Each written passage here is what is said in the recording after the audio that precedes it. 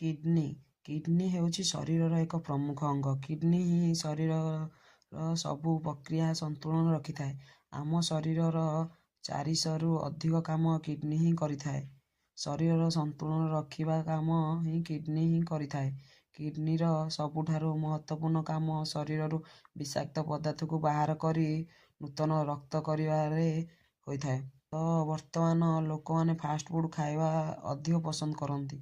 କିନ୍ତୁ ଏହି ଫାଷ୍ଟଫୁଡ଼୍ ଯେ ଶରୀର ପାଇଁ କେତେ କ୍ଷତିକାରକ ଆପଣ ଏବେ ନହେଲେ ପରେ ନିଶ୍ଚୟ ଜାଣିପାରିବେ। କିନ୍ତୁ ସେତେବେଳେ ଜାଣିଲା ବେଳକୁ ବହୁତ ବିଳମ୍ବ ହୋଇଯାଇଥିବ। ଆଜିର ସମୟରେ ସମସ୍ତେ ଜଲ୍ଦି ହୋଇ ନିଜ ସ୍ୱାସ୍ଥ୍ୟକୁ ଅବହେଳା କରୁଛନ୍ତି। ତେବେ ଆପଣମାନେ ଏହି ଅବହେଳା ଯେ ଶରୀର ପାଇଁ କେତେ ଖରାପ କରିଦେବ ଏହା ପ୍ରତି କେହି ସଜାଗ ନାହାନ୍ତି। ଆପଣ ଯଦି କିଡନୀର ଠିକ୍ ପ୍ରକ୍ରିୟାରେ ଧ୍ୟାନ ନ ରଖିବେ ତେବେ କିଡନୀ ସମ୍ପୂର୍ଣ୍ଣ ରୂପେ ଖରାପ ହୋଇଯିବ। ତେବେ ଏହି 3ଟି କାମକୁ ଅଭ୍ୟାସରେ ପରିଣତ କରନ୍ତୁ ନାହିଁ, ଯେଉଁ କାମ ଆପଣଙ୍କୁ ପରେ ବହୁତ ମହଙ୍ଗା ପଡ଼ିବ। ତ ସେଇ 3ଟି କାମ ଏବଂ ସେଇ 3ଟି ଖାଦ୍ୟ, ଯେଉଁ 3ଟି ଖାଦ୍ୟ ଆପଣ ଖାଉଛନ୍ତି ଏବଂ ଯେଉଁ 3ଟି କାର୍ଯ୍ୟ ଆପଣ କରୁଛନ୍ତି, ତ ମୁଁ କହିବି ଏହି ଭିଡ଼ିଓରେ। ତ ଚାଲନ୍ତୁ ଭିଡ଼ିଓଟିକୁ ଡେରି ନକରି ଷ୍ଟାର୍ଟ କରିବା।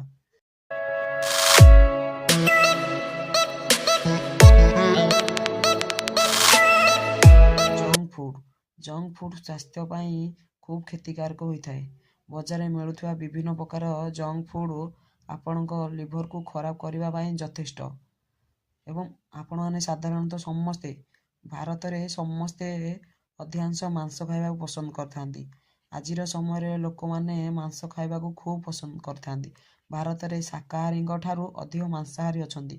କିନ୍ତୁ ଯଦି ଆପଣ ଆବଶ୍ୟକ ଠାରୁ ଅଧିକ ମାଂସ ସେବନ କରୁଛନ୍ତି ତେବେ ଏହା ଆପଣଙ୍କ ଶରୀର ପାଇଁ ଖୁବ୍ କ୍ଷତିକାରକ ହୋଇପାରେ ଏବଂ କିଡନୀକୁ ଖରାପ କରିବା ପାଇଁ ଯଥେଷ୍ଟ। ସିଗାରେଟ୍ ତ ଆପଣମାନେ ଜାଣିଥିବେ, ସିଗାରେଟ୍ ପ୍ୟାକେଟ୍ ଉପରେ ଆଡ୍ ଦେଇଥାଏ। ସିଗାରେଟ୍ ଖାଇବା ଦ୍ୱାରା ଆମ ଲିଭର ଉପରେ ବହୁତ ପ୍ରଭାବ ପକାଇଥାଏ। କିନ୍ତୁ ତାହାକୁ ଦେଖି ଲୋକମାନେ ସାଧାରଣତଃ ଅଣଦେଖା କରିଥାନ୍ତି। ଅଧିକାଂଶ ଲୋକ ଧୂମପାନ କରିବା ପାଇଁ ଖୁବ୍ ଭଲ ପାଆନ୍ତି। କିନ୍ତୁ ଧୂମପାନ ଶରୀର ପାଇଁ ଖୁବ୍ କ୍ଷତିକାରକ ହୋଇଥାଏ, ଯାହା କିଡନୀକୁ ଅକାମୀ କରିଦେଇଥାଏ। ତ ଏହି ଭିଡ଼ିଓରେ କିଛି ଆପଣମାନଙ୍କୁ ଟିପ୍ସ ଦେବା ପାଇଁ ଚାହିଁଥିଲି। ଯଦି ଭିଡ଼ିଓ ଭଲ ଲାଗିଛି ଲାଇକ୍ କରନ୍ତୁ, କମେଣ୍ଟ କରନ୍ତୁ ଏବଂ ଆମ ଚ୍ୟାନେଲକୁ ଯଦି ସବସ୍କ୍ରାଇବ୍ କରିନାହାନ୍ତି ତାହେଲେ ନିଶ୍ଚୟ ସବସ୍କ୍ରାଇବ୍ କରନ୍ତୁ।